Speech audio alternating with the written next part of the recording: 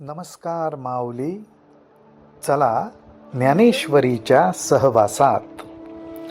ज्ञानेश्वरी अध्याय 2 मधील 303 ते 309 ओव्यांच्या सहवासात आपण जाऊयात. अगोदरच्या काही ओव्यांमध्ये ज्ञानोबा राय आपल्याला जे मार्गदर्शन करतायत त्या मार्गदर्शनाचा एकच हेतू आहे की आपण आपल्या इच्छा, आपल्या वासना, आपली इंद्रिय यांच्या विळख्यात सापडून आपलं स्वातंत्र्य गमावता कामा नये. जर आपण यांच्या विळख्यातून मुक्त राहिलो तर आपल्यातला विश्वास, उत्साह द्विगुणित होईल. आनंदाला, संतोषाला कसं सामोरं जायचं, दुःख, शोक, विषाद ह्यांना कसं हाताळायचं, ह्या दृष्टीने आपलं मनाचं सामर्थ्य वाढेल. आणि हाच ज्ञानोबा रायांचा ह्या मार्गदर्शनामागे उद्देश आहे, हेतू आहे. अर्थात ह्याच्यासाठी आत्मबोध, आत्मज्ञान हे मात्र आपलं ध्येय असलं पाहिजे. आता आत्मबोध, आत्मज्ञान हे ध्येय ठेवल्यानंतर इच्छा, वेगवेगळे विषय, वेगवेगळ्या वासना यांच्यापासनं आपण परावृत्त कसे होणार, त्या कासवाप्रमाणे आपलं आपल्या स्वतःवर कसं नियंत्रण राहणार. अर्थात ह्यासाठी अभ्यास करणं आवश्यक आहे, साधना करणं आवश्यक आहे. त्याची सुरुवात आपण हळूहळू का होईना आपल्या स्वतःपासूनच करू शकतो. त्याचे काही उपाय आहेत. त्यातलाच एक उपाय आता आपल्याला 303 ते 309 ओव्यांमध्ये ज्ञानोबा राय सांगतायत. माऊली, आज कमी अधिक प्रमाणात आपल्या सर्वांनाच वेगवेगळे पदार्थ आवडतात. कोणाला गोड, कोणाला रुचकर, कोणाला चमचमीत, कोणाला कमी अधिक प्रमाणात तिखट असे पदार्थ आपल्या सर्वांनाच आवडतात. आपण त्याचा आनंद घेतोच. काही वेळा आपण म्हणतो ना, जिभेचे चोचले, तेही आपण आनंदाने पुरवतो. आज त्याचप्रमाणे आपल्या इंद्रियांना सुद्धा ज्या गोष्टींचे चोचले पुरवल्यानंतर समाधान प्राप्त होतं त्यांना म्हणतात विषय. आज इंद्रियांना विषयांची भूक असते. विषयांचं सेवन केल्यानंतरच त्यांचं समाधान होतं.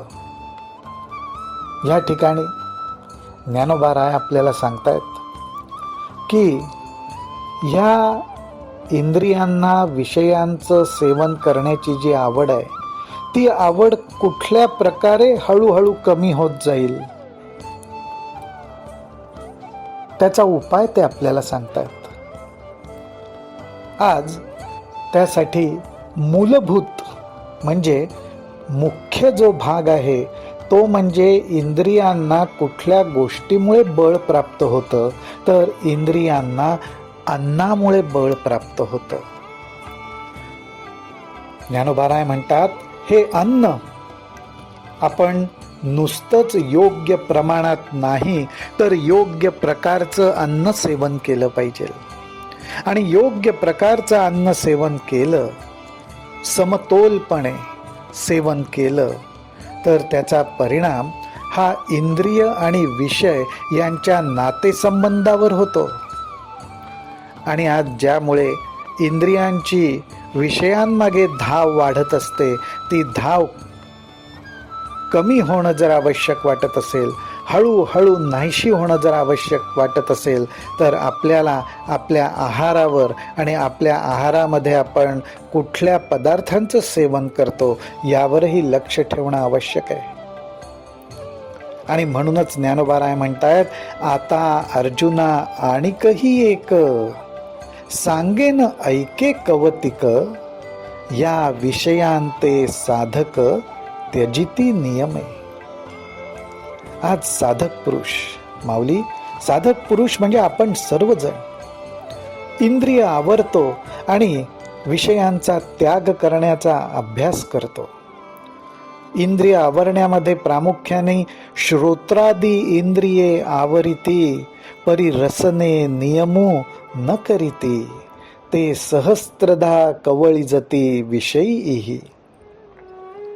ज्ञानोबाराय म्हणतायत, श्रोत्र आदी इंद्रिय आपण साधक मंडळी आवरतो, अर्थात कान, डोळे, वाचा, मौन धारण करणं, हातापायांनी कमीत कमी हालचाली करणं, एके ठिकाणी बसून साधना करणं वगैरे उपायांनी आपण इंद्रियांना विषयांकडे धावू देत नाही. पण ज्ञानोबाराय म्हणतात, रसनेंद्रिय अर्थात जी जिव्हा, तिचे मात्र आपण नियमन करत नाही. त्या जिभेवरती आपण ताबा मिळवू शकत नाही आणि त्या जिभेचे चोचले आपण पुरवतो. काही वेळा आपल्या बोलण्याने आणि काही वेळा वेगवेगळे पदार्थ खाण्याने, आणि असे चोचले पुरवल्यामुळेच ह्या जिव्हेच्या साह्याने आपण विषयांमध्ये अडकले जातो. आणि हे कसे अडकले जातो तर ज्ञानोबाराय म्हणतात, जैसी वरी वरी पालवी खुडीजे आणि मुळी उदक घालीजे, तरी कैसेनी नाशू निपजे तया वृक्षा, तो उदकाचे निबळे अधिके, जैसा आडवेनी अंगे फाके, तैसा मानसी विषो पोखे रसनाद्वारे. ज्ञानोबाराय म्हणतात, अहो झाडाची नुसती वरवर छाटणी करून काय उपयोग हो. त्याच्या मुळाशी पाणी घालत गेलं तर ते झाड आडवं तिडवं वाढणारच की. त्याच्या मुळाशीच पाणी घालणं बंद केलं पाहिजे. माऊली, याचा अर्थ झाडांच्या मुळाशी पाणी घालणं बंद केलं पाहिजे असा नाही बरं का.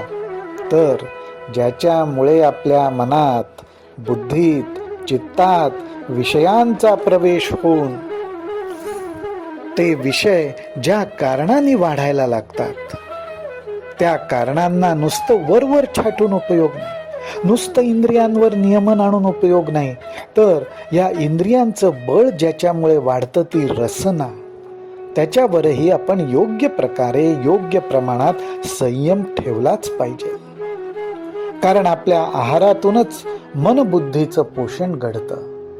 आणि हाच तो उपाय, हाच तो मार्ग ज्ञानोबाराय आपल्याला सांगतायत बरं का. येरा इंद्रियान विषय तुटे, तैसा नियमो न ये रस हटे, जे जीवन हे न घटे येणे विण. त्याचं कारण असं की इंद्रियांवर ताबा आणून त्यांच्याकडनं होणारं विषयांचं सेवन, त्यांचं विषयांच्या मागे धावणं हे तोडता येईल, पण रसनेंद्रियांचा सर्वथा आपण त्याग करू शकत नाही. कारण तो त्याग जर आपण केला तर आपण जिवंतच राहणार नाही. योग्य प्रमाणात आहार हा सेवन केलाच पाहिजे. विषयांमागे हे इंद्रियांचं धावणं, त्यांची ओढ, हे सगळं बंद करण्याचं कारण काय? हे बंद करण्याचं, ह्याच्यावर संयम आणण्याचं कारण एवढंच की ह्याच्यामुळेच हे विषय विषासारखे असतात. सुरुवातीला गोड वाटतात, पण नंतर मात्र परिणाम दाखवतातच. मनाला गोंधळात टाकतात, चित्ताची चलबिचल होते, दुःख, शोक, विषाद, अनेक प्रकारच्या भावना, नको त्या भावना मनात घर करतात. कारण एक वेळ अशी येणारच की आपलं शरीर आणि मन हे दोन्ही थकणार. परंतु विषयांच्या मागे धावण्यासाठी इंद्रिय मात्र कधी थकत नाहीत. त्यांना विषयांच्या मागच धावावं लागतं, धावावंसं वाटतं, पण शरीराची आणि मनाची साथ मिळत नाही. आणि त्यावेळी जो मग मनाचा कोंड मारा होतो, उद्वेग होतो, ते दुःख पचवणं जीवाला अवघड जातं. त्याच्यावरचा हा महत्वाचा उपाय ज्ञानोबाराय सांगतायत. आणि ह्या उपायाची अंमलबजावणी म्हणजेच त्याचा सराव, त्याची सवय ही अगोदरपासूनच हळूहळू करायला सुरुवात करावी लागते. हे एकदम एका दिवसात जमण्याचं काम नाही माऊली. ज्ञानोबाराय म्हणतात, मग अर्जुना स्वभावे ऐसियाही नियमाते पावे, जई परब्रह्म अनुभवे होऊनी जाईजे. तै शरीर भाव नासती, इंद्रिये विषय विसरती, जई सोहम भाव प्रतीती प्रगट होय.